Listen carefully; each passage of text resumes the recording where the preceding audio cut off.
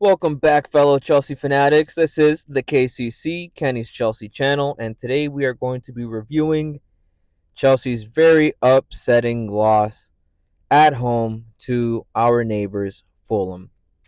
Has Enzo Maresca lost the plot? We'll dive deep into today's match and see who exactly is to blame and what happened today, because honestly, this was not a result that I don't think many people, Chelsea fans, Fulham fans, and neutral fans alike, were expecting to see. So Chelsea lose 1-2 after two very late goals from Fulham. So guys, let's get into it. I do apologize, of course. I won't be showing my pretty face in today's video due to certain circumstances, but you guys will be getting audio. Hopefully, the audio will be a little bit better than in the last video. I do apologize. Once again, guys, I am just starting out, so I'm trying to get everything as perfect as possible for you guys, but I'm learning as I go, so I hope you guys are enjoying the content. And before we get started, guys, if you could please go ahead and subscribe to the channel. Make sure to drop a like on the video and leave a comment down below. So, guys, let's get into it. This is the starting lineup that Enzo Maresca went with. Only the one surprise that I had in my predicted lineup in the match preview in my previous video that I uploaded. I was expecting to see Noni Madueke start because I didn't think Pedro Neto would be fit enough to start two matches in 1 week, and he really played almost a full 90 in both matches. Noni Madueke came on very late against Everton at the weekend, and then we didn't see Madueke at all today. And honestly, that is one of the concerns that I have with Enzo Maresca in today's match was where were the substitutions? We still have not seen Joao Felix. I know he picked up a knock a few weeks ago, and then we saw a little tiny cameo of him in the Shamrock Rovers game. But in the Premier League, he has been nothing more than a Christmas ornament sitting on the bench that Enzo Maresca has not been putting to use. And honestly, especially in a situation like today's match, where I think we really could have pushed on and tried to get our second goal before we conceded our first, someone like Joao Felix could have been beneficial to us. But let's get into it from top to bottom. So that was the starting lineup that we began the game with, and then I will put up the lineup that we ended the match with.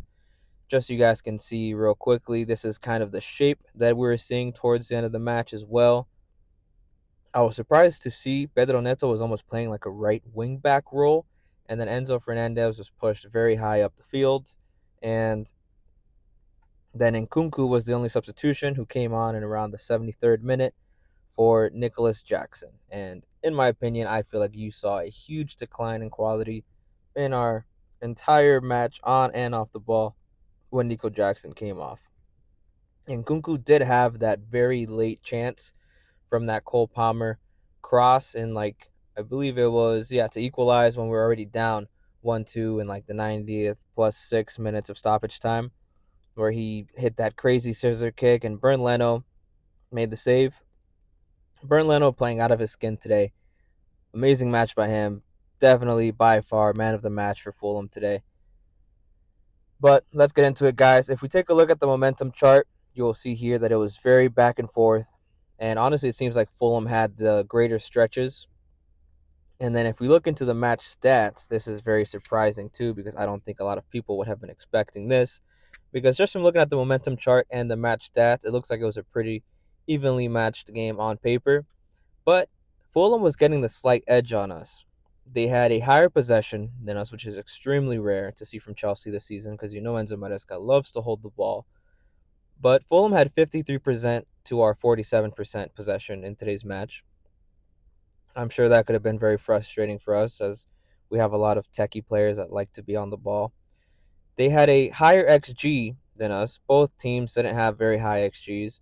Of course, it was a low scoring game ending 1-2, but we only had an XG of 0.82 because I'm sure that Cole Palmer goal that we scored was not a very high XG shot. I mean, it was more of a just amazing solo run and a shot that was put through the legs of the defender. I believe it was Diop, the defender whose legs it went through, and he almost just passed it into the net. Not a lot of power, but beautiful precision and beautiful technique to get us in the early lead versus Fulham's 1.32 xG. Once again, their two goals, I would say, definitely had a higher XG, and they did have a couple opportunities throughout the game. I did feel like Robert Sanchez was having an amazing game until we conceded those two goals, which there wasn't really much you could do about either one of those. So we can't put a lot of blame on Robert Sanchez today. Honestly, I would put a lot of the blame on our defense. And then if we look at the total shots, Fulham had more shots than us, 14 to our 12. Now that's where things start to get a little embarrassing because why are they putting so much pressure on us? And then if we look at the big chances created, that was level at 3-3. But guys, this is a match that we should have been dominating from start to finish. I know Fulham have been causing a lot of problems for the Big Six opposition this season, but guys, Chelsea, in my opinion, I thought we were going to do a lot better in today's match, but we kind of let them control us again, which is why it brings back this question: has Enzo Maresca lost the plot? Because now it seems like it's two matches in a row versus Sean Dyche's Everton and now versus Marco Silva's Fulham, where it seems like they're getting the tactical advantage over us. It looks like they're playing their game rather than Chelsea playing their game and executing it to a level of efficiency that we need in order to get the 3 points. You know, we're left with just 1 point from the Everton match away at Goodison Park, and now at home at Stamford Bridge against Fulham, we leave with no points. Dropped all 3 points, guys, and this is very disappointing. This is just letting us know that we really are just not ready to be title challengers just yet.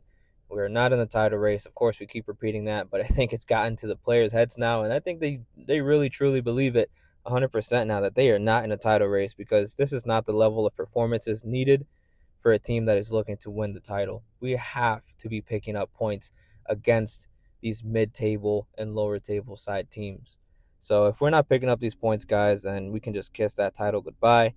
Obviously, we weren't expecting it to begin with, but I mean, it was nice while it lasted, guys. Of course, we'll have to see how Liverpool and Arsenal, because now Arsenal in their match tomorrow against Ipswich Town, if they get the win, they leapfrog over us into second position and drop us down to third.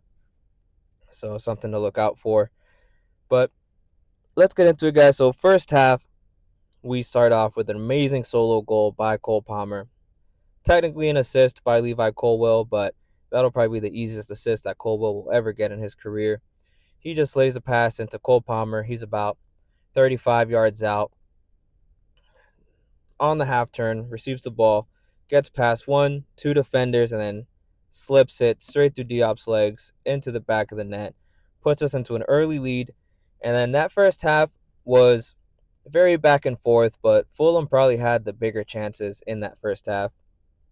Aside from that Palmer goal, we did have that one opportunity where Enzo crosses it from the right side into Cucurella, who leaps in with a diving header and almost scores. But once again, Bernd Leno was just having an amazing match today and was not letting anything get past him aside from that Palmer goal. And then Nico was winning a couple fouls in very good positions for us. But similar to Chelsea's struggles versus Everton, I feel like we were very inefficient with our set pieces. We hired this set piece coach from Brentford, and I know our team doesn't have the most height, but with Wesley Fofana out and Tosin Adarabioyo stepping in for him, I was expecting to see a lot more goals from set pieces in these last few matches. I was definitely expecting to see more of an impact from Tosin, but I'm not seeing that right now at the moment. It looks like our main two set piece takers for corners and free kicks has been Enzo with his right foot and Cole Palmer with his left foot. And I would say Enzo was doing a little bit of a better job today. Don't want to put too much blame on either one, but I really feel like we need to be a lot more efficient and seem to have more of a plan with these set pieces, because we're getting them in good positions, but we're just not doing anything with them. And I know everyone makes fun of Arsenal for scoring from set pieces like they're, some lower level Brexit team, but that's something that we can learn from them. We definitely need to step up our abilities and our techniques on our set piece routines. So aside from that, on a defensive point of stance, Bassi went past two players took a low driven shot on goal that Sanchez had a great save. And then Tosin was getting booed that entire first half, but he was still playing pretty solid. He had one pass that he misplaced, but didn't really, cause too much danger for us. Um, but one of the leading things that I would say that was shocking to me from Chelsea was that aside from Caicedo, we lacked aggression all over the pitch, especially from Enzo. Enzo, I would say, had a very good game in attack, but on the defensive side of things, I don't know if he was. I haven't checked. Maybe he's on 4 yellow cards and he's scared to lose the next match on suspension. But he seemed like he was doing everything in his power to not commit any fouls, to not pick up a yellow card. And those are things that we can't keep doing. We kind of just keep letting Caicedo clean up the mess everywhere, but Caicedo cannot be everywhere on the pitch. I know we keep drawing these Conte comparisons, but guys, we can't put that much load on Caicedo's shoulders. And I feel like really aside from him, our defense was very lackluster and just very soft today. We didn't have that aggression or showed that strength, showed that big brother attitude towards Fulham to let them know, hey, look, we're the big boys. You guys are the mid-table team, and you guys are coming to our house, and we're playing by our rules today. We did not see any of that. So we go into halftime, 1-0 up. I'm expecting us to come out into the second half stronger than we were in the first half and hopefully get at least another goal to kind of secure the 3 points. But in that second half, early on in the second half, Enzo Fernandez takes a shot, an amazing shot that gets saved by Bernd Leno. Again, this was going to the top left corner. Leno makes another outstanding save. At this point, I'm going, okay, guys, we're starting to gain a little bit of momentum here. And then a Cole Palmer cross finds Colwell's head, who scores off of a header, but is ruled offside immediately. And when you look at the replay, you can tell clearly Colwell was offside. And then Sanchez had a couple bonehead, typical Robert Sanchez moments in that second half. A couple bad passes, but once again, didn't really cause us any danger. We got lucky, but still same old Sanchez. Amazing saves, great with his hands, but just bad with his feet. So definitely something that just reiterates that concern that I think we all have as a fan base that Robert Sanchez might just not be good enough as well as he has been playing and as well as he has been getting these saves. Those little mistakes with his feet just always scream out to everyone that he's just not a good enough keeper to be Chelsea's number one. But aside from that, guys, 73rd minute and Cuckoo comes on for Nico Jackson. Once that happens, aside from his last-ditch effort in the last minute of stoppage time, I feel like we didn't really see much from Nkunku. He had that 1v1 opportunity against, I believe it was Anderson, which I don't know why he puts his hand that high and gets called for a handball after a bad back pass from Castagna, I believe it was, that was playing it back into Anderson. 1v1 opportunity, and Nkunku seemed to have the upper hand, but he gets a silly handball penalty against him. And aside from that, Nkunku just didn't really do anything on that pitch. I don't feel like he was pressing well. I don't feel like he had good movement off the ball. I just feel like he wasn't doing much. And I feel like Maresca is now just playing Nkunku to try to accommodate him and try to get him these minutes because I'm sure he's frustrated and his agent is probably up his ass talking about he's going to leave in January if he doesn't get more minutes. So I believe now Enzo Maresca is almost trying to cater to Nkunku, giving him almost like these little mercy minutes at the end of these games, last 10, 15 minutes. But in today's match, was it necessary? Was it beneficial to the team? Because as soon as Nkunku came on, I really felt our quality dropped. And then Fulham took full advantage of that. Fulham used their subs wisely. And Maresca didn't use his subs at all. He just used that one sub.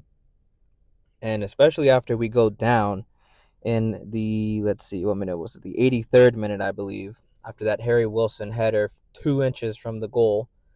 After we go level 1-1, I'm expecting to see some substitutions. I'm expecting to see some sort of sense of urgency from Maresca, but we don't really see it.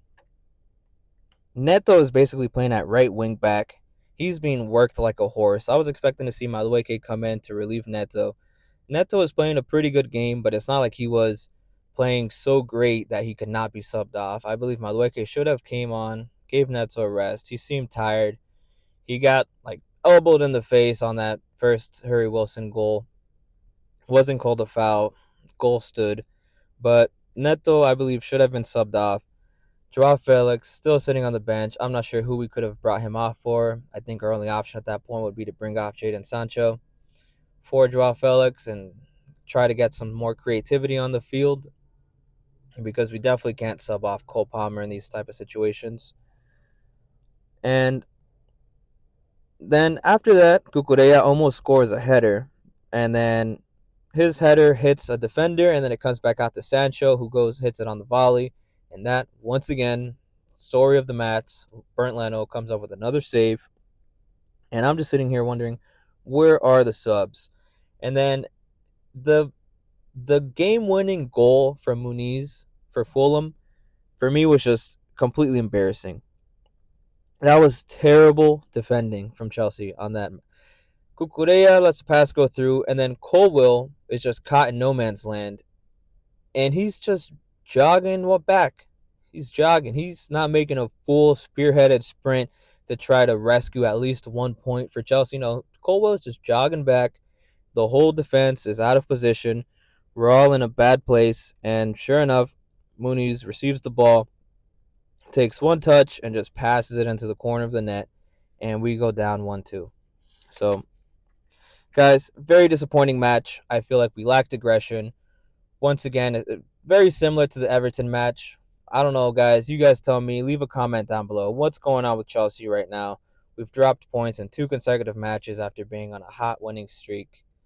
So, is it Enzo Maresca? Is it the players? Is it individual players that we can single out?